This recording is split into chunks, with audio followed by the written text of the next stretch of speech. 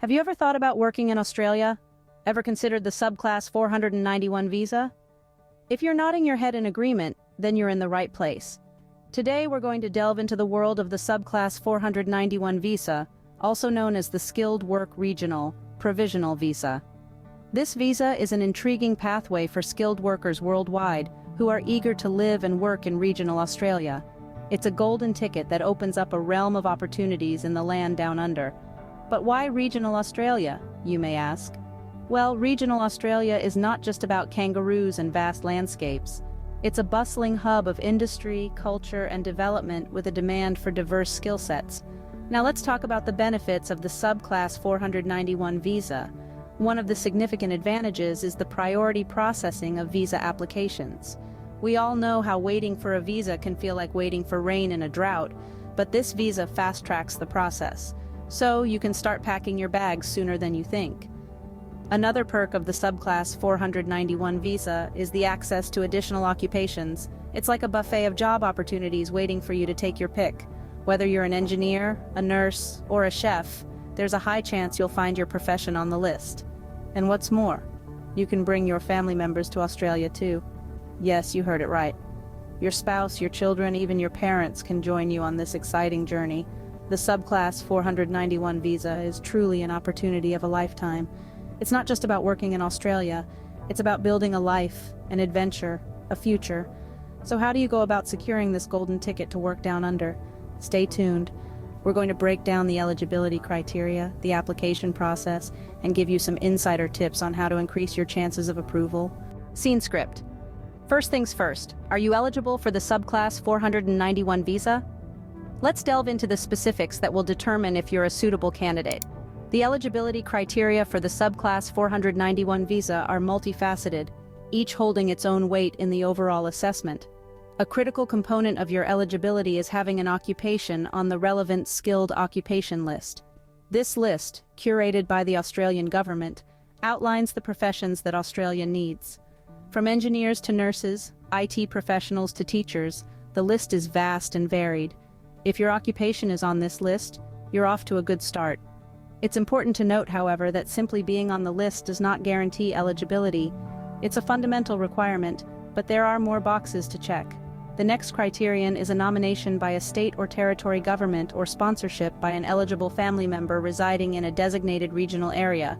This is an essential step in securing the Subclass 491 visa. Why, you ask? Well, this visa is designed to fill gaps in the workforce of regional Australia. By having a state, territory, or family member vouch for you, it indicates that you're not just needed but wanted and welcomed. Remember, the key word here is regional. Your sponsor must be situated in a designated regional area, not in major cities like Sydney or Melbourne. Now let's talk about the points test. This is a system that assesses your suitability based on various factors, such as your age, English language proficiency, work experience, and education. Each factor earns you points, and you must meet the pass mark to be eligible. The current pass mark is 65 points, but keep in mind that this could change based on government policy. The higher your points, the better your chances of receiving an invitation to apply for the visa. It's also worth noting that the Subclass 491 visa requires you to be under 45 years of age. So if you're within this age bracket, have a relevant occupation, and meet the points test pass mark, you're on the right track. These are the main eligibility criteria for the Subclass 491 visa. However, there are additional requirements, such as health and character checks, which we will discuss in later scenes. Remember, each criterion is important and contributes to your overall eligibility. It's not a pick-and-choose situation. You must meet all these criteria to be considered. Meeting these eligibility criteria is just the first step, so let's move on to the application process. Applying for the Subclass 491 visa might seem daunting, but it's actually a clear and straightforward process. Let's go through it together, step by step, to help you navigate your pathway to Australia. The first step is to express your interest. This is done through Skill Select, an online service that helps the Australian government manage their skilled migration program. You'll need to create an EOI, or expression of interest, where you provide details about your skills, work experience, and other relevant information. Think of it as your first impression, your chance to show how you can contribute to the Australian workforce. Once your EOI is submitted, it's time to wait. Your EOI will be ranked based on the points you've scored in the points test. The higher your points, the better your chances of receiving an invite. Remember, points are awarded for factors such as age, English language proficiency, skilled employment experience, and qualifications. So it's important to provide accurate and verifiable information. Now let's move on to the next step, receiving an invitation to apply. This is where the waiting game begins. Invitations are typically issued monthly, but the frequency can vary. If you're invited to apply, you'll receive an invitation letter with instructions on how to proceed. This is a big moment, but remember, it's not yet a guarantee of a visa. It's simply an invitation to submit a full application. Once you've received your invitation, the clock starts ticking. You have 60 days to submit your visa application. It might seem like a tight time frame, but with proper preparation, it's more than enough. When preparing your application, remember to include all necessary documents.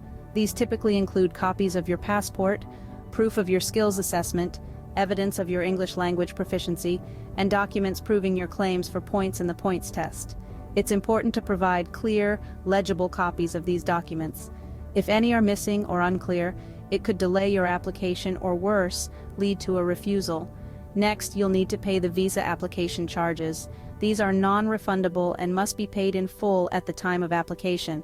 The amount varies depending on your circumstances, so make sure to check the current fees on the Department of Home Affairs website. Once your application and payment are submitted, it's time for another round of waiting. During this time, the Department of Home Affairs will assess your application. They may contact you if they need more information or for you to attend an interview. Finally, the moment of truth arrives, the decision. If your application is successful, you'll receive a visa grant notice outlining your visa details and conditions. If it's not successful, you'll receive a refusal letter explaining why your application was denied. Remember, it's crucial to provide all the necessary documents and information during the application process. It's also vital to be patient. The visa application process is thorough and can take time, but with careful preparation and a positive attitude, your dream of living and working in regional Australia can become a reality. Now that you know the process, how can you increase your chances of approval? You might be wondering this, and rightly so. Let's dive into some strategies that could give you an edge in your Subclass 491 visa application. Firstly, a high point score can significantly increase your chances of approval. Remember, the Skilled Work Regional Provisional Visa is a points-tested visa. So the more points you have, the better your chances are. These points are awarded based on factors such as age, English language proficiency, skilled employment experience, and educational qualifications. So, consider maximizing your points. For instance, polishing your English skills or gaining additional professional experience could give your application a boost. Next, ensuring that all your documents are accurate and up to date is crucial. Sounds obvious, right? But you'd be surprised how many applications are delayed or rejected due to incorrect or outdated information. Make sure to double-check or even triple-check all your documents before submission. This includes your passport, certificates, reference letters, and the like. Remember, accuracy is key. It's also worth considering a state or territory that has less competition. While popular regions like New South Wales or Victoria might be your first choice, lesser-known territories could offer a higher chance of approval due to less competition. Research each state and territory's occupation list and see if your profession is in demand there. Plus, settling in a less crowded region could offer a unique, enriching experience of Australia that you might not get in more populated areas. Another tip is to maintain a clean immigration history. This means no visa cancellations, breaches of visa conditions, or overstays. Australia's Department of Home Affairs takes immigration integrity very seriously, so showing them that you're a responsible migrant who respects the rules can certainly work in your favor. Lastly, consider seeking professional help. Immigration rules can be complex and ever-changing. Having a registered migration agent guide you through the process could save you time and stress. They can provide expert advice tailored to your situation, helping you avoid common mistakes and maximize your chances of approval. One final point to remember: patience is key. The visa application process might seem lengthy and daunting, but don't rush. Take your time to understand the requirements, gather your documents, and prepare your application meticulously. It's better to submit a well-prepared application later than a hurried, incomplete one sooner. With these tips in mind, you're one step closer to getting your Subclass 491 visa. Remember, this is a journey, and every journey begins with a single step. Here's to you taking that step and moving closer to your Australian dream. You've submitted your application, but how long will you have to wait? This is a question that most applicants grapple with as they wait in anticipation. The processing times for the Subclass 491 visa vary significantly, yet there are some general guidelines we can follow. Typically, 75% of all applications are processed within 12 months, while 90% are processed within 24 months. Remember, these are just averages, and your individual circumstances can affect the processing time. Factors such as the completeness of your application, the time it takes to validate your information, and the response time to any additional information requests can all play a part. Now let's talk about the cost for a moment. The base application fee for the Subclass 491 visa is currently set at around 3,915 Australian dollars. However, additional costs may apply for any dependent family members included in your application and for health checks or police certificates. Once the visa is granted, there are certain obligations you must meet.